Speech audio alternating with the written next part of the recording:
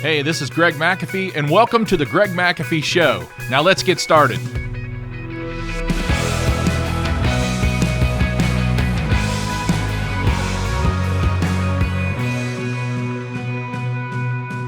Hi, and welcome back to the Greg McAfee Show, where we discuss steps to successful entrepreneurship, how to take your business to new heights, and ultimately follow your dreams. Today, we're going to be discussing how to grow out of business. How to grow out of business. Now, when you hear that, you might have thought I said how to go out of business, but I didn't say that. I said how to grow out of business. So we start a business. We have the desire to start a business. You may be a hardcore entrepreneur and you wanted to start a business, and you started a business, or you bought a business, and you want to make this thing grow and make things happen. And but all of a sudden, you're growing extremely fast. And at first, you think you're extremely successful because you're growing so fast. And in my years of 31 years, I've watched some competitors grow too fast, and they're no longer in business today. And I've watched other companies grow too fast. I've watched very, very large companies grow too fast. And I'm going to share with you today some of the examples of what happens when we grow too fast. So number one is employees can't follow the changes. So we're making things happen. We're growing this business, and it's growing so fast. We might take new things on, new services, new products to sell. We might take them on. We might not educate our employees well enough in those areas, but we're taking them on because we're growing and we're making things happen, and our employees just can't follow. Big yellow flag, folks. Number two, we have a culture shift. You see, it takes many years to build a culture. I was helping someone the other day. They're getting started from the ground floor of their business. They're in the first year. They have one helper, and we spent almost 30 to 45 minutes on developing his culture. Culture is just it's the way we do things. It's who we are. It's the way we are. The McAfee way. It's our culture. It's what we're known for. It's how we operate. It's expected. So a culture takes years to build. A solid, good culture takes years to build. But it doesn't take that long to tear it down, to change it. It doesn't take that long at all. If you don't keep your hand on the pulse, before you know it, your culture shifted. It's changed. It causes confusion. So here's an example. You've got this way of doing things, and you're growing so fast that you start hiring people, and you don't spend the same amount of time training them as you used to. Why? Because you're growing so fast. You need to get them in a truck. They need to get out there. They need to make things happen. However, when you hired them and they actually had experience, what experience did they have? What culture did they know? Exactly. The last company they worked for or the one before that. So now they come into your family, your company, and all they know is what they've been taught. They haven't had much training time with you, your company. They haven't learned your way, your culture. So that's what happens. Confusion. They start doing things their way. The only way they knew. But it's not your way. So there's a shift in the culture. It's a big, big yellow flag, folks. Happens every day, though. Happens every day. Number three is lacking systems to manage and support growth. So you're growing, but the systems are not there to handle the growth. The systems aren't there to know when a position's at full capacity or when do you hire someone. I get that question often. How do I know when to hire someone? And it might not be the 100% correct answer, but my answer is when you get around 70% capacity. When that person's around 70% capacity, you need to hire someone, because it won't be long they'll be at 80 and 90. Then it's really too late to hire someone. And that's exactly what we're talking about here, is we don't have the systems in place to know when to hire someone, and then it's too late. And what's going to happen is we're going to lose some customers, or they're going to be very dissatisfied, and they're going to leave some one-star bombs on our Facebook or in our Google reviews, and it's going to be hard to recover from. Number 4, we just get way too far in debt. Now all of a sudden we've got to buy not just one truck at a time, but we've got to buy 2, 3, 4, 5, 10 trucks at a time. So we don't have a system for that. So we're just going further and further in debt to buy those trucks, to get them wrapped, to get them lettered, whatever it takes, to get a body in it. That's what we think. It's no longer a person. It's no longer a technician. It's no longer a certified trained technician. It's a body. We need a body in a truck now. That's a sad state right there. It's how to grow out of business. When we get in debt, it stresses everything out. It stresses you out from the time you arrive to the time you leave, while you're at home and everywhere else. It's a terrible situation. And I'm talking about uncontrolled debt. I'm not talking about controlled debt. I'm talking about uncontrolled debt, where you're making decisions so fast you're not thinking through, and it's just piling up.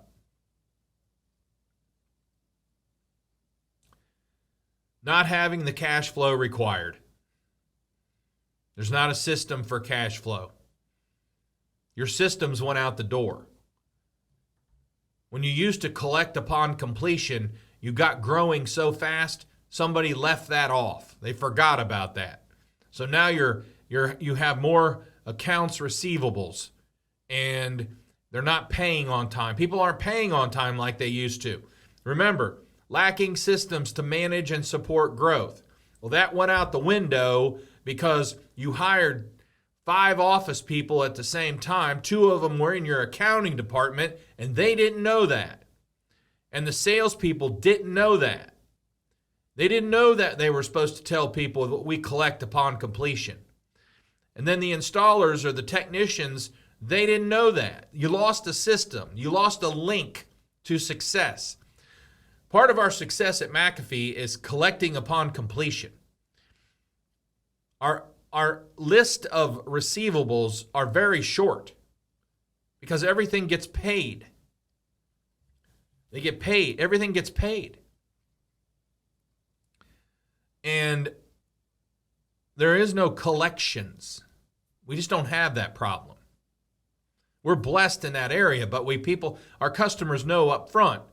If they finance, of course, they're going to sign and we're going to get paid right away. If they write us a check, they're going to do it when it's completed. The day of install, the day of service, the day of repair, the day of air duct cleaning, whatever it takes, we're getting paid. Not waiting around. Who wants to wait around? Our employees don't have to wait for a paycheck. We pay promptly every pay period. Never missed one. Number 6, biting off too big of jobs that you can't handle, that we can't handle. When you start biting off too big of jobs that you're not used to, you don't have the personnel for, you don't have the team that's used to doing those big jobs. You didn't figure how you were going to get paid for those big jobs or how you were going to buy the material for those big jobs, because big jobs take longer to pay for. Those companies that are hiring companies to do big jobs, it could take 6 months to a year to get fully paid for those jobs. Are you prepared for that? Is your company prepared for that? Or does it just look good to say I sold $1 million job or a $2 million job? If that's all you're after, folks, it's pretty shallow. Pretty shallow. I'd rather do $12,000, $15,000 jobs every day and get paid for them every day and keep moving and keep growing. Another yellow flag is when you find yourself taking too much time off. And there's probably a couple different reasons why you're taking the time off. Number one, you might just be burnt out and you're just tired of it. You're starting to realize that you bit off too much and it's not working the way it's supposed to, and it's not going the way you planned. Or it might be that you're just taking too much time off because you think you got it made and that you think you're extremely wealthy and that business is great and grand. But really, it's grown so fast, it's not great and grand. And you need to be in there managing it. So taking too much time off both ways can be very unhealthy. Number 8, team morale is at an all-time low. Your team can't follow when you're all over the place. Employees like consistency. Nobody likes change. They don't have the entrepreneurial vein. They want to come in and do their job. They want to get paid. They want to serve people. They're not there to jump all around and change stuff every single day or every single week. Team morale drops, all-time low. Deadlines are missed. Whether it's paying bills, paying people, your team, arriving on time to your scheduled jobs, deadlines get missed. Big yellow, red flag, how to grow out of business. Well, I thought if I just grew, that I'd be successful. Managed growth is successful.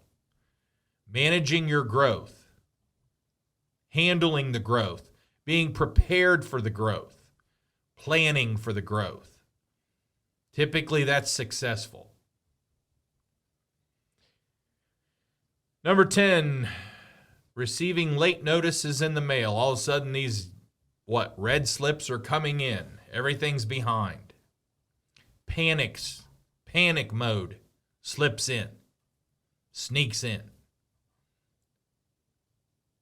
Red, I guess they're red.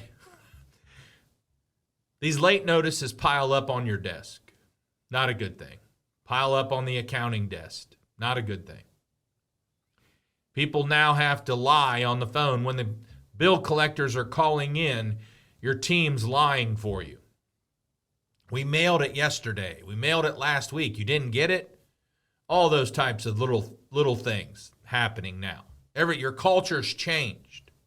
You never did that 2 years ago. Never would have thought of doing it. Number 11. This is a good one. Leadership starts looking backward. And that's what I mean. 2 years ago, you would have never done that. You find yourself sitting in a chair, or sometimes for some, sitting at a bar, sitting somewhere going, what in the heck happened? How did I get this far down? How did this happen? We were doing so good. Start looking backward. You're leading from the back and not the front. And then number 12, customers looking elsewhere. The customers that you once took care of, managed well, served well, when you got busy growing so fast, they got left behind. Now it puts them in a situation and they're trying to find someone to serve them like you used to. Happens all the time. We've taken market share from where we've been in business 31 years, but somewhere around my 20th year, 25 years, we started taking market share from companies that were in business 50, 60, 70 years that were no longer serving people well. And we came in and we started serving them. One particular company, we started serving them like that company used to. Had the original owner sold. New company just didn't quite do it the way the original owner did.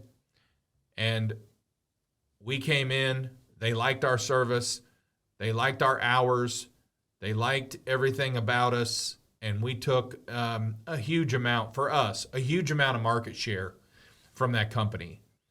And then it became on purpose. We tried. Anytime we'd go up against them, we're going to take it. We're going to get the job. And it ended up being a game to try to get more and more and more market share from that company. Yes, they're still around. They're doing okay, but that's all. Okay, they were one time number one in this market. No more. They're way down. So, how to grow out of business. Employees can't follow changes, big culture shift, confusion, lacking systems to manage and support growth, getting way too far in debt, not having the cash flow required, biting off too big of jobs that you can't handle, taking too much time off, team morale at an all-time low, deadlines are being missed, receiving late notices in the mail, leadership looking backward, customers looking elsewhere. And one thing I didn't touch upon was hiring the wrong people because we're growing so fast, we just need a body. What a mess. What a mess, folks. We're putting people in trucks that years ago we would have never done. They've got bad attitudes or they've got bad workmanship habits, everything else. And we're really hurting our company until we grow right out of business. We're gone. We're history. Let's not let that happen.